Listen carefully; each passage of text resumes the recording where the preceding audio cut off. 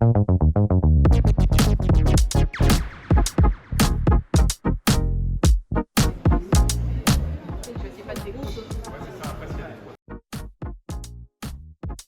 m'appelle Théo Léon, je suis en deuxième année de bac pro menuiserie à Fraissinet. Moi je m'appelle Nathan Baudet, je suis en deuxième année aussi en bac pro menuiserie et mon enseignant Pierrick.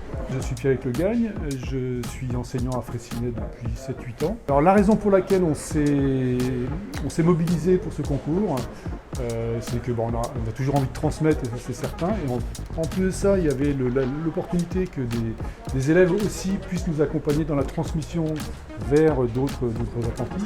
Ça nous intéressait. Il s'agit d'un mobilier qui va être modulable. On parle surtout plutôt d'un concept, plus que d'un mobilier à part entière.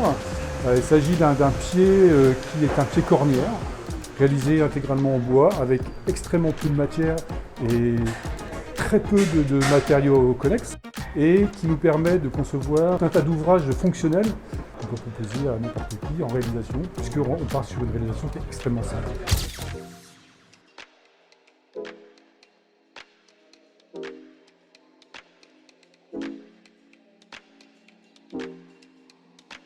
Juliette Martin-Guillenec et je suis architecte depuis quelques années et on s'est rencontrés avec Marion à l'école. Et notre objet en 2 mots, c'est un tabouret qui est support d'autres usages dans sa mise en œuvre parce qu'on peut le superposer, on peut le mettre bout à bout.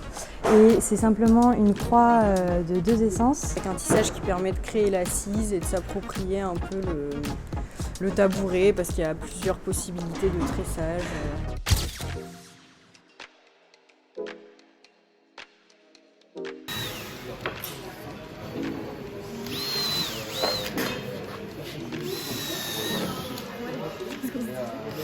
Bonjour, je m'appelle Laure Guillou, je suis designer scénographe. Bonjour, donc moi c'est Gaëtane Mercier, donc je suis menuisier ébéniste. Ce projet il nous intéressait particulièrement pour son côté éco-responsable, donc travailler avec du bois local. Ce que je trouvais intéressant aussi, c'est de travailler par équipe et de travailler avec des designeuses, enfin voilà, de multiplier les connaissances et les compétences.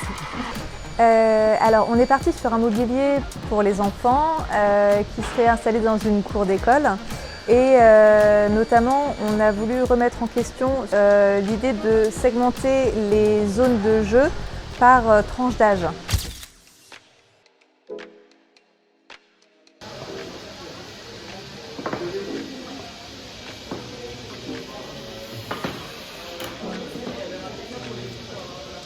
Léane, je suis architecte, et Théo qui est architecte et charpentier, donc on fait tous les deux partie du collectif des animés. C'était super chouette aussi d'approcher la filière bois en Bretagne. Moi c'était tout neuf. Je viens du nord de la France, on a fait un CAP charpente là-bas. Et le fait d'arriver ici, c'est vrai que participer à un concours organisé par Fibois et connaître un peu plus, de plus près, on va dire, la filière du coin, c'était une super chance aussi, quoi.